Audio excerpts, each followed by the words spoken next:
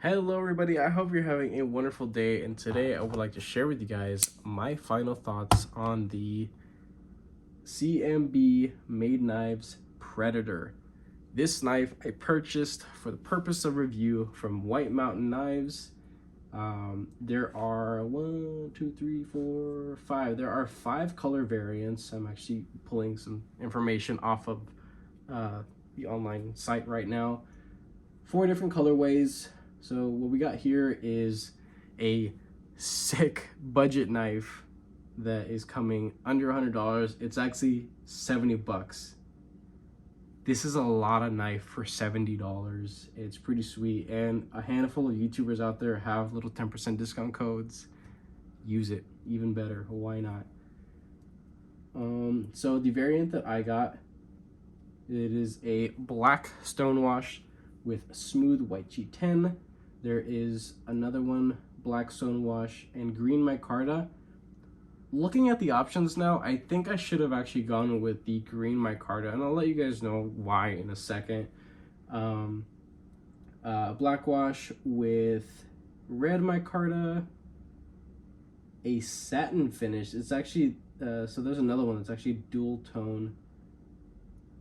The flat part of it, so this little part up here, it has the black wash, but then satin on the rest of it, including the little swedge up here. That actually looks kind of nice. I'm not a big fan of satin, but it is a good looking blade. That one also has red micarta scales, and the only one that's not available is actually a sandblasted, which that blade looks pretty cool too. There's a sandblasted with black hardware and green micarta. That's the only one that's not available, but that one was also 70 bucks. So out of all of them, I probably got the most basic bitch one now that I'm actually looking at all the options. The reason why I went ahead and purchased this was I saw another YouTuber, and he was raving and ranting that there was a little sale on Amazon, I think it was, and for the colorway that I chose, there wasn't actually a discount, but I was just like, you know what, the discount was only gonna save me a little bit, so I'll go get the one that I want. So because my intention was to dye the white G10 scales, but so now that I have this, I think that maybe the micarta would have been a little bit better, because these G10 scales are extremely slick, and paired with super robust Omega springs, it would have been nice to have something handle wise with a little bit more traction, but honestly it's not that big of a deal. So I'm going to be pulling some specs off of White Mountain Knives. The overall length is 7.87, blade length 3.42, so just be a little wary of your local knife flaws because it is over the 3-inch mark. Blade material 14C28N, and it does actually have their HRC posted 58 to 62. That's a pretty broad, span for HRC. I'm not the biggest fan of that. It would have been nice that if it was, 60 to 62, not all the way down to 58. Most of the time, people aren't really going to utilize their knives at, like really put it to the test of what their actual edge retention can be at. This is really just a budget EDC knife. I will tell you guys from use and experience, taking this thing to work, going through a lot of cardboard and paper. I didn't, try to chop bricks with it. I wasn't slashing through a million staples, steel or copper staples. I didn't use it for those things. I use it for basic like package opening and things like that. Yeah, it's fine. No rolling, no chipping, no denting. And with a little pocket strap, I've kept this thing ridiculously hair popping sharp. So the hardness of, how they're running their steel is okay for me. An Axis style lock, as you guys can see there. And they have their weight at 4.97. I actually have a little scale here to see what it is. They made me get 2 points of weight. 4.9. So yeah, pretty on point with their weight there. So this is actually a pretty hefty knife, and that's one thing that I did notice on my unboxing. This thing is kind of heavy for what it is. Like, I thought this was going to be a little bit lighter, but it weighs almost as much as, you know, this thing. Yeah, this might weigh a hair less, but I mean, come on. Like, you would think that something like this weighs a whole lot more than something like this. This titanium with, you know, inset steel liners. This is, you know, like cheapy plastic G10 with, you know, thinner steel liners. It does have a back spacer. This is completely open, but it does have the little plug, and that adds some weight. So it's just like, yeah, this thing is it's robust feeling. I think that this is a quite hand-filling design for sure. So with all the specs and a little rambling out the way, let's get to some size comparisons. And I actually have a seventh knife here that I pulled from my collection that I'm going to be doing a lot of comparing to. Some people aren't going to be happy with what I have to say, but you know, it is what it is. It's just my opinion. That's all it really is. Let's just bring this guy back out. So this is Spyderco PM2. Significantly longer, but just actually no, there's a whole lot more handle length there. You can still get forward finger grip on both of them. It's just a little bit more comfortable on the PM2. Native 5.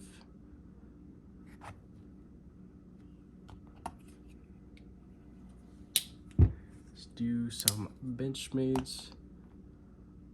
It's my Osborne 940. About the same length, but like half the thickness in hand. Which is welcomed, you know, at times, you know, it has its time and place. Benchmade bug out. Quite similar. Of course, with crossbar style lock, thumb hole. That'd be cool if I did a thumb hole actually. But thumb stud deployment and a nice drop point. Couple more here. Civivi Elementum. Another wonderful budget knife.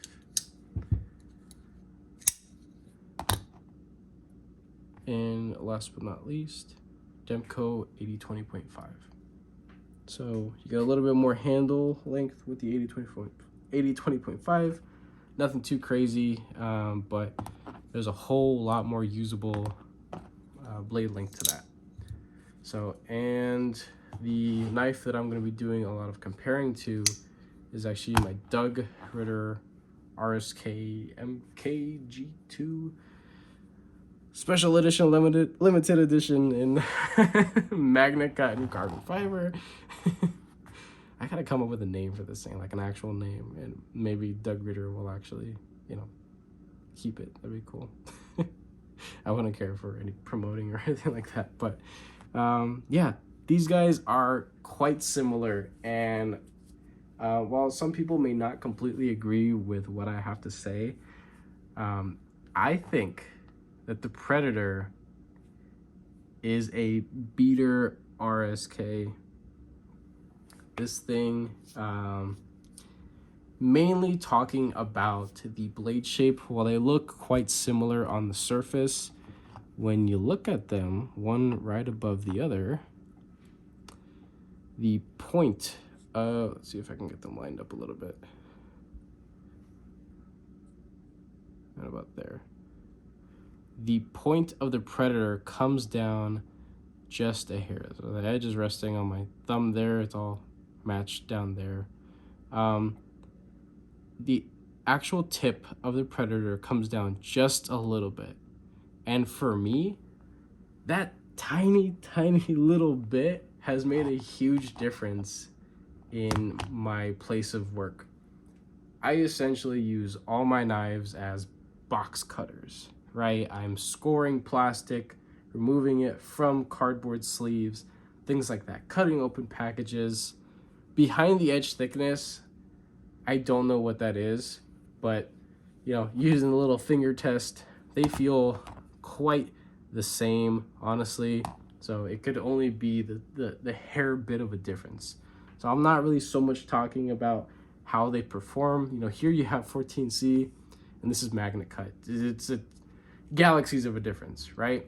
I'm never going to use this to its full potential, but you know, it's a wonderful little collector's piece.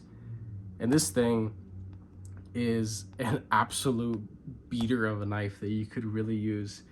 One of the things that I enjoy so much about the Predator in comparison to the Doug Ritter here is that it's practically the same size, and in hand it feels quite the same. Even though this is just a little bit more streamlined, you have more swelling to the scales here. There is texture while this is smooth, but I think that with micarta it would help out with that a little bit with grip. So I can't really speak for, you know, that variation of the Predator, but I think that it would make it a little bit more grippy in hand.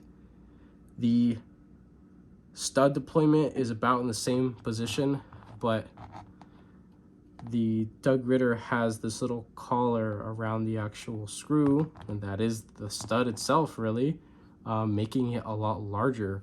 So the stud on the Doug Ritter is a lot larger, way better for work gloves, and it's, while it looks really robust and maybe a little crude, it's actually pretty comfortable. So it's not going to tear up your thumbs or anything crazy like that. It's not going to hurt you, promise.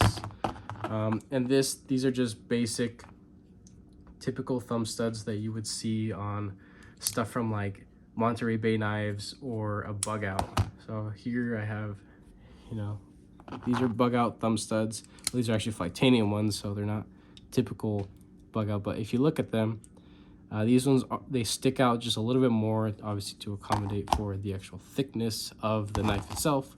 Let's get all this stuff out of the way.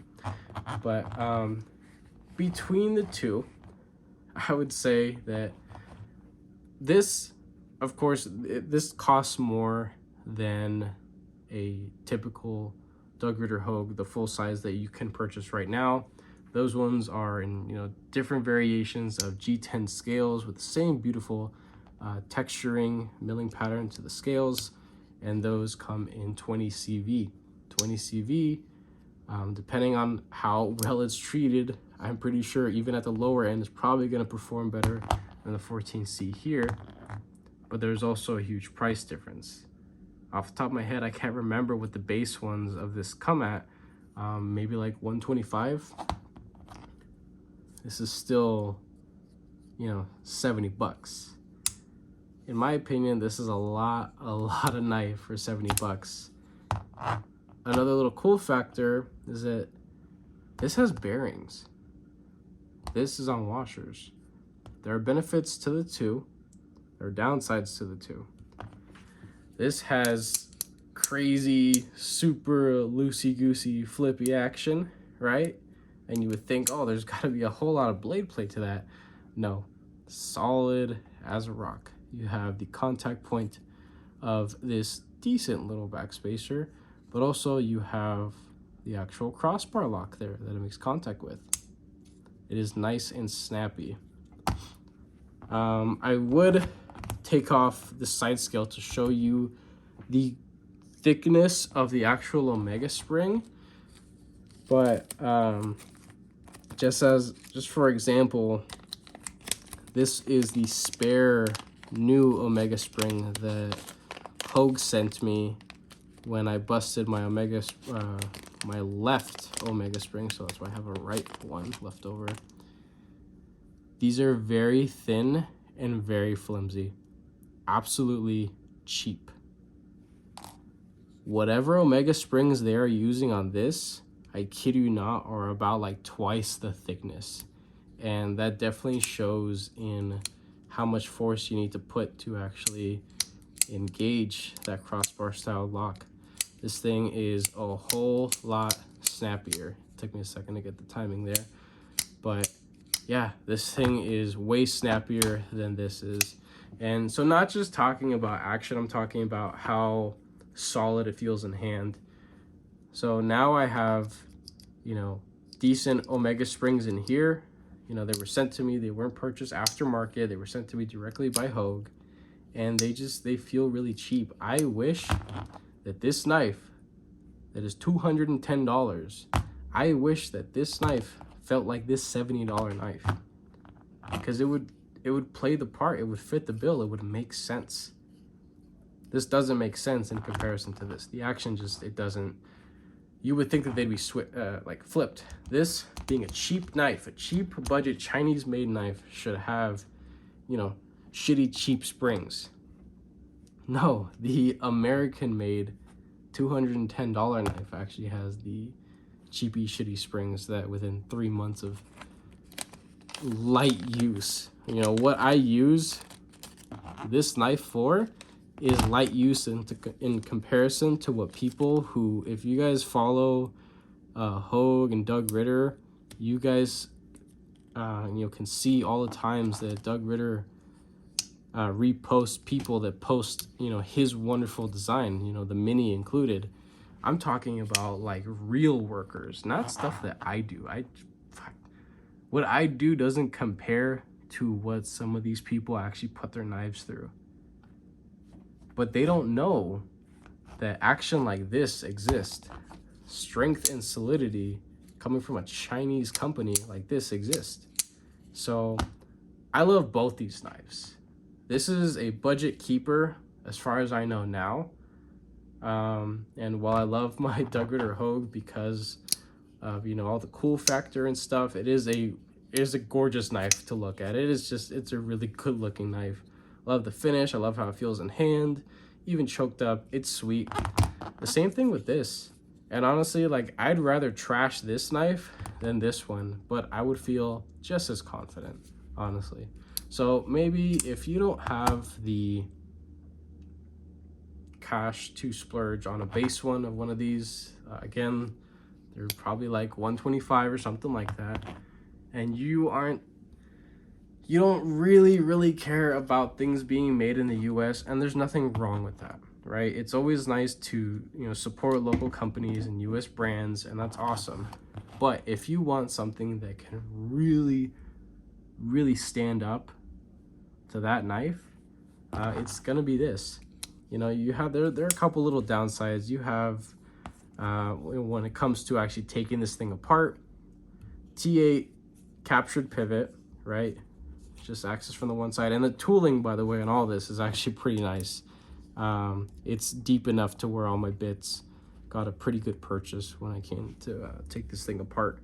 But all the body screws and the clip, they're all T6, unfortunately. But again, I think it's worth mentioning that the hardware is actually well made. Pocket clip, there is a lot of positive retention there. It is pretty stiff, but it's short. I think that the length, the proportions of, you know, clip to closed knife ratio, I think it's solid. It definitely reminds me of like the shorty bug out clip or my f5.5 clip.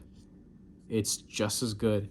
So steel clip milled into the scale, does have a cutout here for lefty carry because this can be definitely appreciated by lefty people. So, and the action is pretty, if I can get it. I promise I can get it. There you go. The action is pretty sweet for lefty people because this is a fully ambidextrous, you know, deployment method. So, like, it's great that they did that on a budget knife.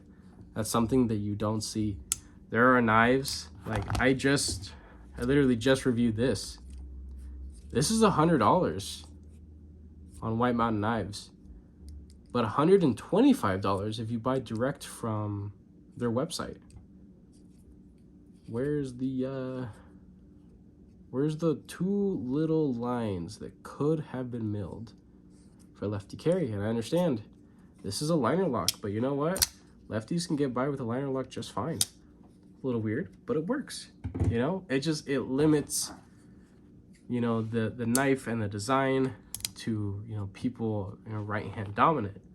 So this company, CMB, I think they really knocked it out of the park with this. And I could have sworn, I feel like I was going crazy. And I could have sworn that when this thing came out, it was in D2. But all the new ones, they are in 14C. So yeah, I would say that this is a highly, highly recommendable knife. You guys know me, I'm not going to keep these scales the way they look. They were actually a lot wider, but I've been using them so much, they got really freaking dirty and grimy from me, you know, touching a bunch of stuff at work. I cleaned them right before the video, and this was as good as I was able to get them. But I'm gonna clean them, and I'm probably gonna dye them teal because that is my favorite color, or some shade of blue, just to make it simple. Yeah, but like I said, this thing is a highly recommendable knife. This is a beater RSK that you could really, really have confidence in. Those Omega springs are extremely strong, so just be wary if you guys actually do have an RSK and you want to get one of these just to test it out, just to trash it, just absolutely just put it to work, go for it. But, you know, just let you know, those springs, they're pretty freaking strong, and I like them. So it would have been nice if maybe the thumb studs were a little bit broader to, you know, make it a little bit more comfortable, but, you know, not a huge deal there. Perfect centering, in and out of the pocket, great. Again, lefty carry. I don't really think I missed anything here. So, and this knife is actually a lot easier to take apart and maintain in comparison to how Benchmade designed their axis lock and how you have to interact with it to take it apart and clean it properly with the washers. These have very thick steel liners, and they actually have a milled out portion to accommodate those bearings. So they actually sit in there quite well. And again, I mean, the difference between, you know, the bearings and washers, to each their own. You have super crazy action, but you can get still extremely satisfying and smooth action from washers. This RSK is on very large, like nickel-sized washers. You know, and that being said, it just adds an extra layer of thickness right around the pivot, making this extremely solid and, you know, very, I guess, robust feeling. So, while this is very lightweight in comparison, let's actually get the weight on both of these in comparison, because I don't know what the weight of that one is off the top of my head. So what was this one? It was like 4.9. 4.9 in comparison to 4.2. So yeah, I mean, steel liners, it'll do that. G10 and a backspacer versus, you know, an open back with, you know, two little standoffs.